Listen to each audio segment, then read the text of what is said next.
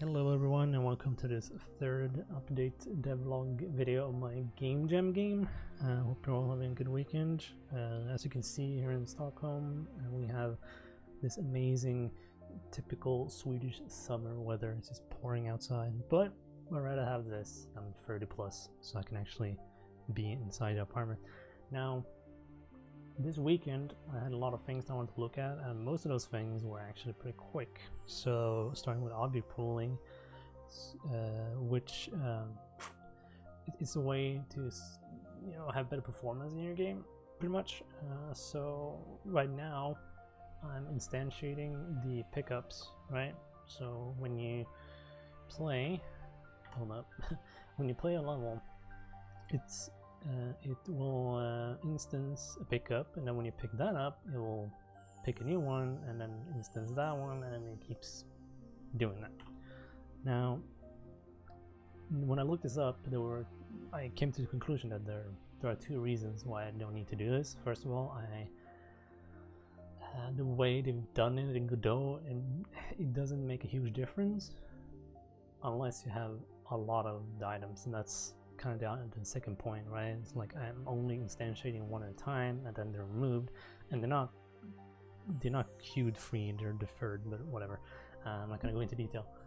So basically, I don't need to do object pooling. So moving on to the next point is looking at the win condition. Now I did set this up previously where it checks how many pickups you need per level. So I need 5 here, and then it's like, okay, you pick it up, it updates the score, yada yada.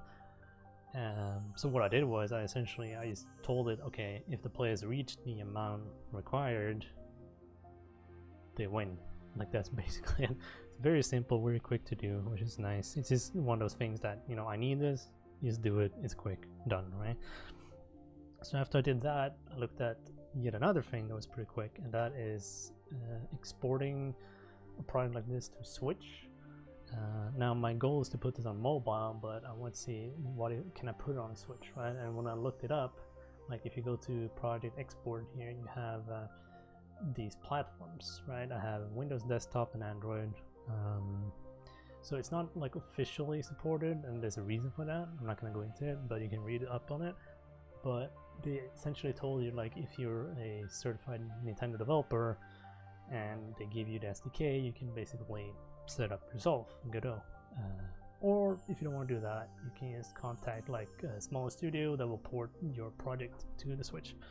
So we'll see. That would be nice to have in the future, but it's probably gonna take a while. We'll see what happens. Yeah, so after I did that, I looked at obstacles, because right now this is the first level. It's it's the level you slide around. It's a nice introduction, right? But I wanted to obviously have more obstacles. So the first one I did was just simply making like a rock. This is supposed to be a rock. I just made a placeholder thing, but it works. It blocks the player, and since it's angled, it will also push the player in different directions. So the idea is to replace this with like have other art for it, and then also different collisions, so you can randomize these. These will be hand placed right now. I don't think I want to randomize them, so we'll see how that works. So I'll start with hand placing them, and then we'll see what happens, basically. Yeah, and then after that, I made all the levels here. You can see down here they have the first 5 levels have a different amount of how much is required to win. So it's 5, 10, 15, yada yada. And then after 5, when you go to 6, 7, 8, 9, 10 right now, you have these obstacles. So that's how that looks right now. And with that, I actually made the select screen here.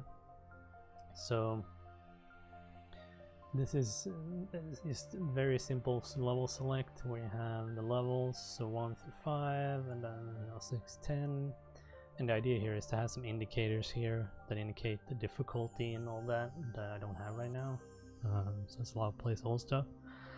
But yeah, you have the levels, you have the time it took you to complete the level, and I've also set up a way for the game to unlock the levels. So, you know, if I go here, you see I have these ones. I can't play these, but I can go to level 1, and when I finish level 1, it will then update the time it took you to finish that level, and then it will unlock level 2, and will, you know, you finish that one, and so on. So it goes in that order right now.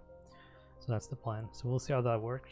Well, it works, but see how it feels. If it feels nice to play. So yeah, before I move on, I did a lot of work today. You know, this is the thing when you do a lot of work. I would say take breaks. You know, I like to, you know, have a flow sometimes. So you want to keep going with the flow, but it's also important to take breaks. So I have a cat at home. Every time I exit my room, she shows up. Sometimes she's sitting right outside because she can hear me moving to the door and stuff. Super cuddly and very dangerous to cuddle with. So yeah, but a really nice cat, loves to talk. And of course, gotta make food. This is some of the worst food in terms of looks that I made. This is basically, I haven't been to the store in a few days. I need food. I'll take what I can get, or like I'll just grab what I have. Just make any food. I just need to not feel hungry, basically. And my avocados are still not matured, so you know, gotta eat something. So yeah, take breaks basically.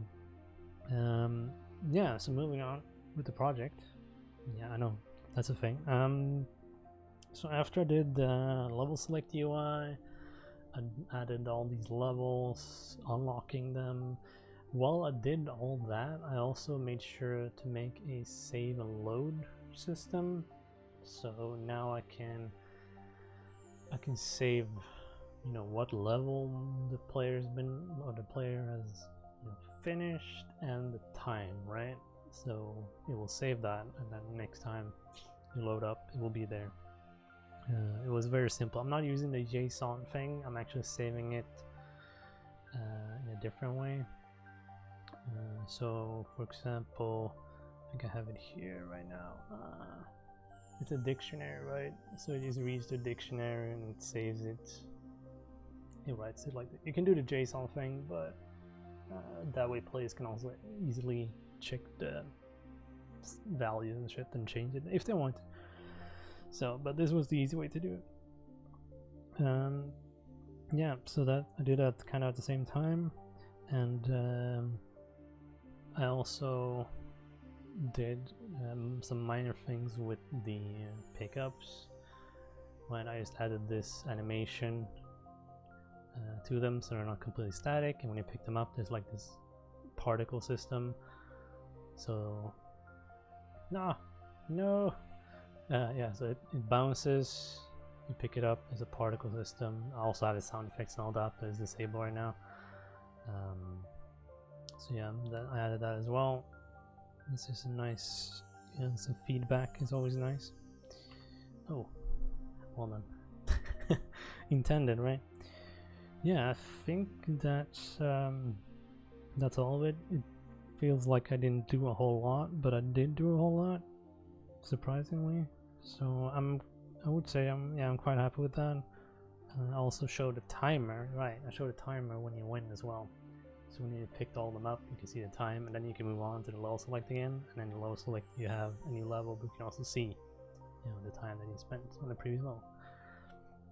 So yeah, that is pretty much it for now. Try to keep this video as short as possible.